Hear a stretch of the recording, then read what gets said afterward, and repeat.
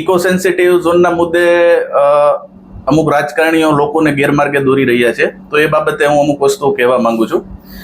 ગઈકાલના અમરેલીના દિલીપ સંઘાણી, જે અમરેલી જિલ્લાના રાજકારણી છે, એમનો મેં પબ્લિકને ઉશ્કેરતો એક વિડીયો જોયો છે, જેની અંદર ઇકો સેન્સિટિવ ઝોન વિશે ઘણી બધી ગેરમાર્ગે દોરતી માન્યતાઓ ફેલાવવામાં આવી રહી છે.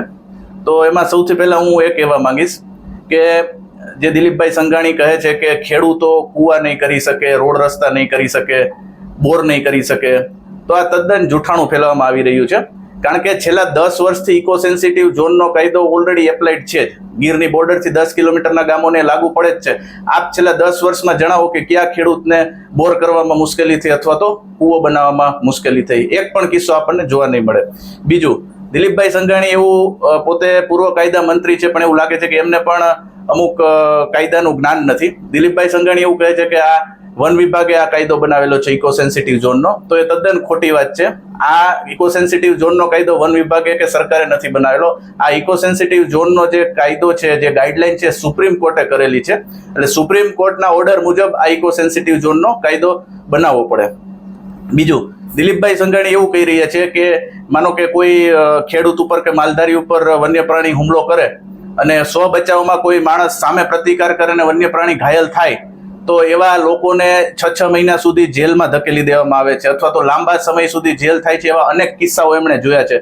આ તદ્દન જૂઠાણું ફેલાવવામાં આવી રહ્યું છે. આવો એક પણ કિસ્સો અસ્તિત્વ ધરાવતો નથી. હું 22-25 વર્ષથી રિસર્ચ કરી રહ્યો છું આખા વિસ્તારમાં. કોઈ પણ એક પણ નિર્દોષ માણસને ખેડૂતે કે કોઈ વન્ય પ્રાણી ઉપર માણસે ઈજા કરી હોય અને ખોટી રીતે કોઈને જેલમાં નાખ્યો હોય, એક પણ કિસ્સો નથી. આ તદ્દન ગેરમાર્ગે દોરનારી વાત છે.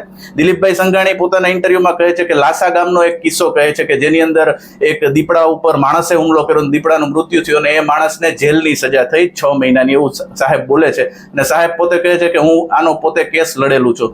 તો એ તદ્દન ખોટી વાત છે. એ વ્યક્તિને કોઈ 6 મહિનાની જેલ નથી થઈ. એ વ્યક્તિ નિર્દોષ છૂટી ગયેલો છે. એ વ્યક્તિને 2-3 દિવસ કસ્ટડીમાં પૂછપરછ માટે રાખેલો હતો, બાકી કોઈ જેલ નથી થયેલી. તો આવી ખોટી ગેરમાન્યતાઓ ફેલાવી અને લોકોને ઉશ્કેરવા એ ખૂબ જ દુઃખની વાત છે. રાજકારણી અને પોલિટિકલ લીડર થઈ અને એનું કાર્ય લોકોને સાચી માહિતી આપવાનું હોવું જોઈએ, નહીં કે આવી રીતે ખોટી ગેરમાન્યતાઓ ફેલાવી અને ગેરમાર્ગે દોરવાનું હોવું જોઈએ. હવે આપણે ઇકો સેન્સિટિવ ઝોન માટેની એક બીજી હું વાત કરવા માંગીશ કે એનાથી શું ફાયદા થયેલા છે, ઇકો સેન્સિટિવ ઝોનથી શું થઈ શકે ફાયદા. તો પહેલી વસ્તુ તો એ કે 10 વર્ષથી જે ઇકો સેન્સિટિવ ઝોન ઓલરેડી અસ્તિત્વમાં છે, તો આપ તાલાળા વિસ્તારનો અભ્યાસ કરો. તાલાળા વિસ્તારમાં છેલ્લા 10 વર્ષમાં આખા તાલુકામાં કેટલું ડેવલપમેન્ટ થયું છે. સાસણ અને તાલાળા આજુબાજુ જે જમીનના ભાવ છે અનેક ગણા ઉચકાઈ ગયા છે. આપ અમરેલી જિલ્લાની વાત કરો તો ધારીનું જે આંબરડી છે એમાં સફારી પાર્ક બન્યો, અને ધારી તાલુકાનું આપ ડેવલપમેન્ટ જુઓ, કેટલા રિસોર્ટ આવ્યા, કેટલો વિકાસ થયો છે. બરાબર છે. તો ઇકો સેન્સિટિવ ઝોન તો 10 વર્ષથી છે જ, તો એમાં તો વિકાસ થયેલો છે. ઇકો સેન્સિટિવ ઝોનની અંદર જે પ્રતિબંધિત છે મોટા ઉદ્યોગો, તો મોટા ઉદ્યોગો પ્રતિબંધિત છે, એ લોકોને ફાયદો છે. તમે જોશો મોટા ઉદ્યોગો રાજુલા, જાફરાબાદ ને મહુવાના દરિયા કિનારે જ્યાં આવેલા છે, જ્યાં લોકો સતત વિરોધ કરી રહ્યા છે. કારણ કે મોટા ઉદ્યોગોને લીધે પ્રદૂષણ ફેલાય છે, આપણા સ્વાસ્થ્ય માટે હાનિકારક હોય છે. તો જ્યાં ઓલરેડી મોટા ઉદ્યોગો આવી રહ્યા છે ત્યાં પણ લોકો વિરોધ કરી રહ્યા છે. તો આ તો સારી વસ્તુ છે કે લોકોને વિરોધ જ નહીં કરવો પડે. અને આ જે જંગલ વિસ્તાર છે ત્યાં આમ પણ ઉદ્યોગો નથી આવવાના. તો આ ઉદ્યોગો ના આવવાથી ફાયદો છે, નુકસાની નથી. બીજી વસ્તુ એ છે કે ખનનની પ્રવૃત્તિઓ નહીં થઈ શકે મોટા પાયે, તો એમાં પણ લોકોને ફાયદો છે. આજે ઘણા ભૂમાફિયાઓ, ખનન માફિયાઓ ગેરકાયદેસર રીતે ગૌચર ઉપર દબાણ કરતા હોય છે, સરકારી પડતર ઉપર દબાણ કરતા હોય છે, ખનન કરતા હોય છે. એ વસ્તુ બંધ થશે, તો એ વસ્તુ બંધ થવાથી લોકોને ફાયદો જ છે. એના માલઢોરને ચરવા માટે વધારે ઘાસ અવેલેબલ થશે. તો ઇકો સેન્સિટિવ ઝોનથી કોઈ એવો ગેરફાયદો છે નહીં અને લોકોને ગેરમાર્ગે દોરવામાં આવી રહ્યા છે. સૌથી મોટી દુઃખની વાત એ છે કે દિલીપભાઈ સંઘાણીએ ત્યાં સુધીનું સ્ટેટમેન્ટ આપેલું છે કે સિંહ છે એ દેશના વિકાસ માટે ઉપયોગી નથી. આ જાણીને ખૂબ જ દુઃખ થાય છે. કારણ કે સિંહ છે એનો મોટો ફાળો છે આપણા સૌરાષ્ટ્રના ડેવલપમેન્ટમાં.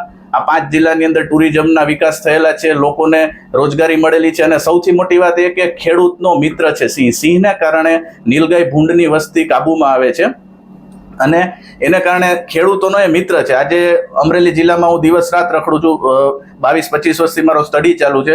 કેટલાય ખેડૂતો એવા છે, કેટલાય ગામના સરપંચો પણ એવા છે જે અમને એવું કહે છે કે અમારા વિસ્તારમાં હજી વધારે સિંહ તમે છોડી જાઓ, કારણ કે નીલગાય ભૂંડનો ત્રાસ ખતમ થઈ જાય છે અને પાકનું સંરક્ષણ થાય છે.